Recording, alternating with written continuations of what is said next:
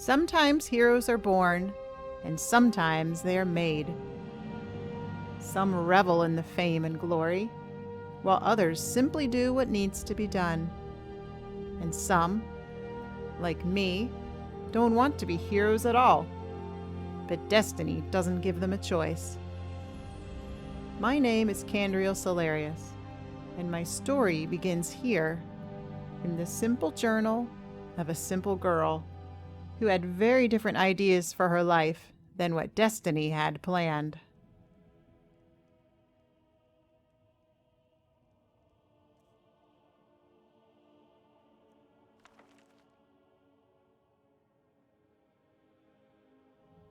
The Journal of Kandriel Selarius, Guild of Imperial Cartographers.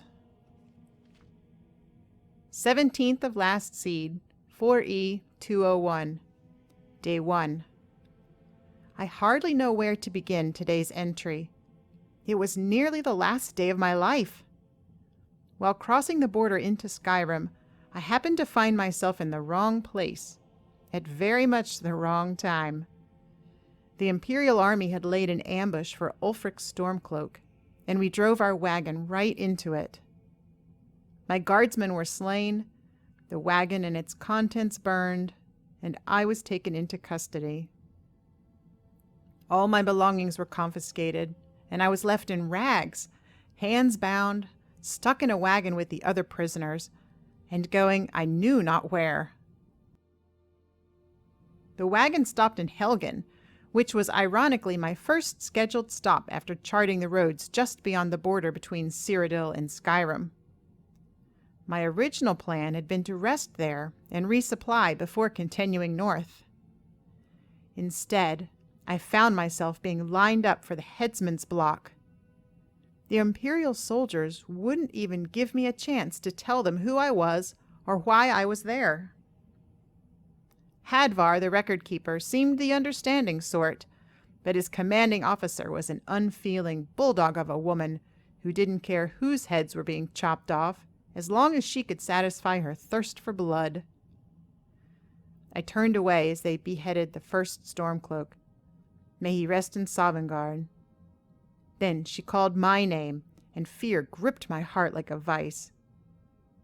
As I was taken to the block, eyes closed and praying frantically for the last minutes of my life, the most unbelievable thing happened.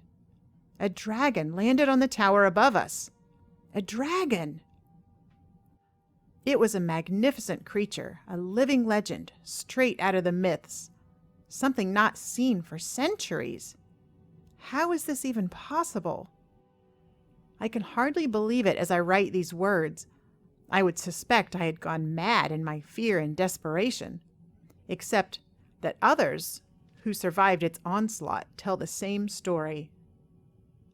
It was huge, as large as a manor house, and black as night. The eyes were red, the body covered with scaly lizard-like skin, and its wings were leathery. It had spikes, very sharp-looking spikes, all along its back and on its head. I could hear it speaking, but in a language I could not comprehend. The guttural words sank deep into my mind and touched, for the briefest moment, a hidden corner of my soul. It was almost as if I could begin to understand them, but then their meaning slipped away like water through my fingers. For that moment I stood still to watch and listen as it spoke. But then the dragon noticed my stupor and flew down to give me a blast of its fiery breath, which quickly brought me back to my senses.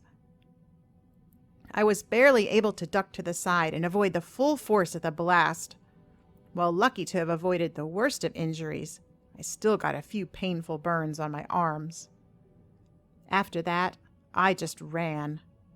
Hadvar called to me through the chaos, beckoning me to safety inside the keep. Once inside, we were able to gather a few supplies and catch our breath. We made our way through the keep, Hadvar fighting off a few rogue Stormcloaks, to a breach in the wall which eventually opened out into a cave. The cave led outside, beyond the walls of Helgen. As we made our exit, the dragon was flying away to the northwest. We ducked under some tree cover and watched as the beast soared away over an ancient Nordic ruin that Hadvar called Bleak Falls Barrow.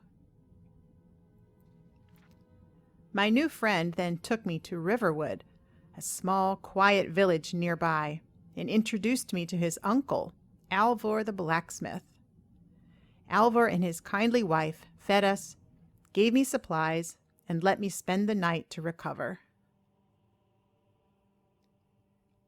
18th of last seed, 4E201, Day 2. I spent today regrouping. Alvor's wife, Sigrid, was extremely kind and gave me a well-made set of clothing to replace my dirty rags. It was even layered with light, soft leather, which offered some slight protection. More than your average dress, anyway. This outfit will be good to have as I get back on the road, although I hope to find at least one bodyguard as quickly as possible. I'm neither a warrior nor an adventurer, just a simple cartographer trying to impress her guild, and so far doing a pretty lousy job of it. As for the rest of my day, I spent it tanning a hide that I collected from a bear we crossed in the cave. Thank goodness for Aunt Lyra's leatherworking lessons. I should never have doubted her when she insisted it was a useful skill to have. This evening, I'm spending the night at the local inn, the Sleeping Giant. Some of the patrons are strange, as is the innkeeper's assistant. She accused me of poking around, but I have barely spoken to anyone. I spent my day working and was too busy to bother the townsfolk. Perhaps they really don't get many visitors here. 19th of last seed, 4E201, Day 3. Alvor asked me to take news of the dragon to Whiterun in hopes that the Jarl will send some troops to protect the village. Whiterun is this town of decent size and also the seat of the hold. That seems a fitting place to stay while I attempt to salvage my mission. Since I lost my map and other reference materials, I had to ask for directions. I'm sure I blushed heartily as I asked. To think that I must ask for directions, as if I were a fresh-faced apprentice arriving at the guild on her first day. I am brought low indeed by this embarrassment. As my final task before leaving Riverwood, I gathered more supplies for travel. I used some of the leather I'd made to sew up a rough water skin. My aunt would be ashamed of my poor craftsmanship, but it will suffice for my current needs. I sold some things I had picked up in Helgen Keep and had just enough gold to purchase a backpack, a small tent, a cooking pot, and a few food supplies. I also chopped some firewood for the local mill owners, Gertrude and her husband Hod, and they let me keep the axe in exchange. I should be set to begin my journey in the morning, albeit without a horse, wagon, or guards. Again, I'm thankful for childhood lessons I did not appreciate at the time, the few combat skills Father made me learn, alongside the academic subjects Mother taught. I may need my sputtering flame spell and flailing sword moves to fend off wildlife on the road. Hopefully, I won't cross paths with anything more dangerous.